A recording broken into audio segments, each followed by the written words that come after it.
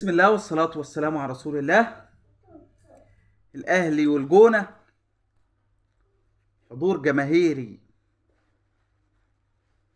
يعني ما تعرفش جمهور الأهلي ماله، زعلان مقموص. يعني حضور جماهيري قليل جدا في استاد القاهرة.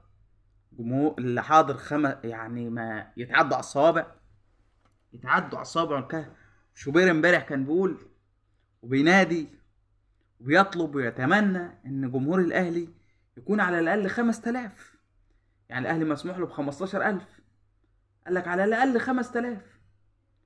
بس ما جمهور يعني اقول لك اتعدوا على الاصابع اللي موجودين، بس عملوا لفته كويسه جدا جدا جدا جدا، وهي دي الروح اللي احنا عايزينها بصراحه حق ربنا. والماتش تعادل سلبي لحد دلوقتي، يعني لسه دقايق قليله الاهلي يفوز. الاهلي عمال يعمل هجمات. علاء عبد العال بيلعب بخطه، وانت عارف علاء عبد العال خطته تقرف اي مدرب. بيرص اللعيبه ورا، بيرصوهم راس، يعني راصص لعيبه الجونه ورا حاجه يعني. ومحمود كهربا طبعا بعيد عن مستواه وتلتمس له العذر لانه ما بيلعبش. اكرم توفيق عمال يضحك، معرفش بيضحك على ايه. فتلتمس العذر لكهربا ليه؟ بعيد عن المباريات يا جماعه، ما عندوش حساسيه المباريات. يعني هو النهارده اسامه ابو علي غايب للاصابه او للراحه، الراجل مش عنده الا كهربا او سمير محمد، فنزل كهربا.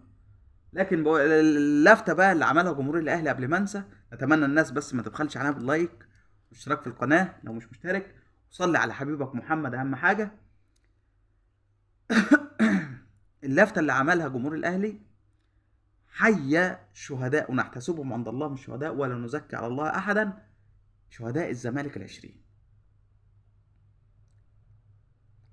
عمل لهم يافطه: شهداء لا نزكي على الله احدا، العشرين بتوع الزمالك وال74 بتوع الاهلي.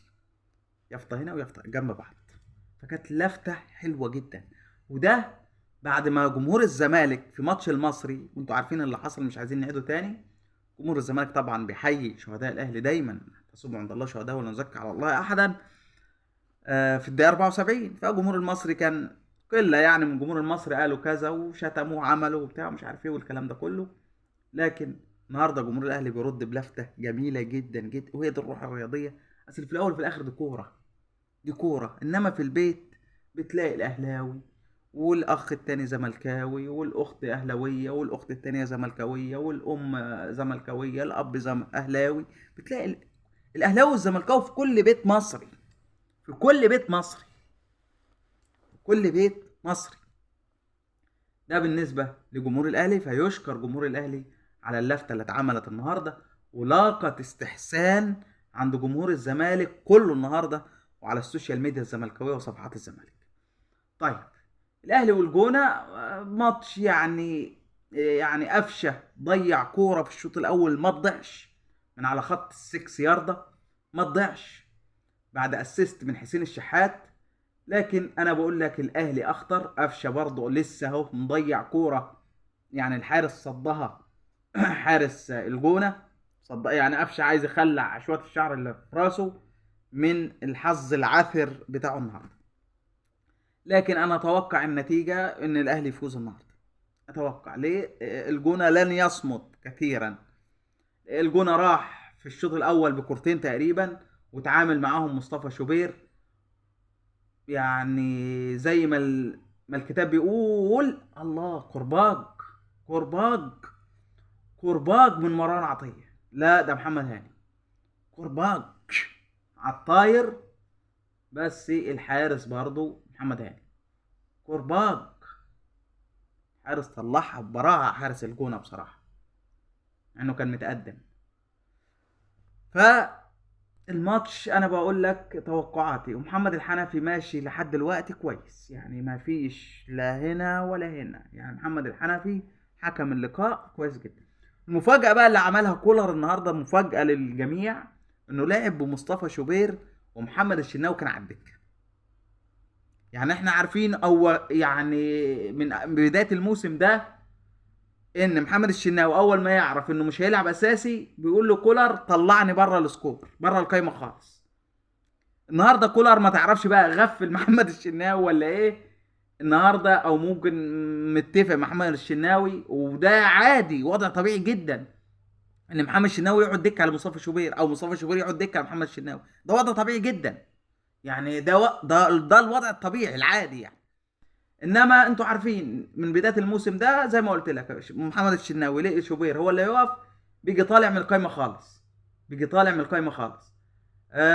عندك النهارده كولر فاجئ الكل ولعب مصطفى شوبير، وخلى محمد الشناوي هو البديل او اللي قاعد على الدكه جنبه. مصطفى شوبير ماشي كويس لحد دلوقتي، في الكور اللي جات له بيتعامل معاها كويس، وهو حارس موهوب بصراحه، وانا قلت الكلام ده كتير. مصطفى شوبير غير ابوه، يعني مصطفى شوبير هيعدي شوبير الاب بمراحل. امام عاشور في السماء، امام عاشور مش مركز النهارده خالص، يعني في السماء. ممكن بقى يفنش، امام عاشور لعيب كبير زي ما قلت لك، لعيب كبير. بس ايه، كهربا وسام ابو علي يا جماعه فارق في الهجوم جدا. خليك معانا بقى، تعالى للاخبار الحلوه، للنادي الاهلي. والسرينه اشتغلت يا باشا. هقول لك اشتغلت بمين، لما قلنا الاسم قبل كده في بعض الناس ما صدقتش الكلام، بس قبل ما اقول الاسم، بيراميدز النهارده فاز على المحله 3-0 وتصدر الدوري برصيد 17 نقطه. وبيراميدز بصراحه عنده فرقه، عنده سكواد من اقوى السكوادات في الدوري المصري يا جماعه. الدكه زي الاساسي زي البديل، لعيبه بيراميدز كان الله في عون يوريتيتش اللي هو المدير الفني الكرواتي البيراميدز. لاعب مين ويحط مين على الدكه؟ اللي على الدكه احسن من اللي جوه، حاجه بسم الله ما شاء الله. فرقه بيراميدز النهارده مع الرأفه كده فازت على المحله 3-0 وتصدرت الدوري برصيد 17 نقطه. طبعا الاهلي لو فاز النهارده على الجونه يصعد للنقطه 18، يتربع على عرش الدوري. والزمالك بكره في حاله فوز على حرس الحدود يوصل للنقطه 17، يبقى الاهلي فارق بنقطه، بس في حاله فوز الاهلي النهارده على الجونه. انما لو الماتش ده خلص تعادل، طبعا الاهلي كده هيبقى في المركز الثاني ب 16 نقطه بعد بيراميدز. طيب، الاهلي والزمالك. الزمالك انتوا عارفين انه كان قدم على كارد ب 300 مليون بفرع بضمان النادي في فرع اكتوبر، واترفض الكارد. فالزمالك راح قدم كارد تاني بضمان النادي بقى في 100 عقبه اللي هو النادي الاساسي، وتوافق له على كارد ب 250 مليون جنيه. المفاجاه هنا ان توافق، وان الاهلي طلب كارد هو الاخر ب 350 مليون جنيه وتوافق للاهلي على الكارد. دي المفاجاه. احنا كلنا بنقول الاهلي فيه فلوس، في فائض كبير في الميزانيه، في فلوس، انا مش عايز اقول لك.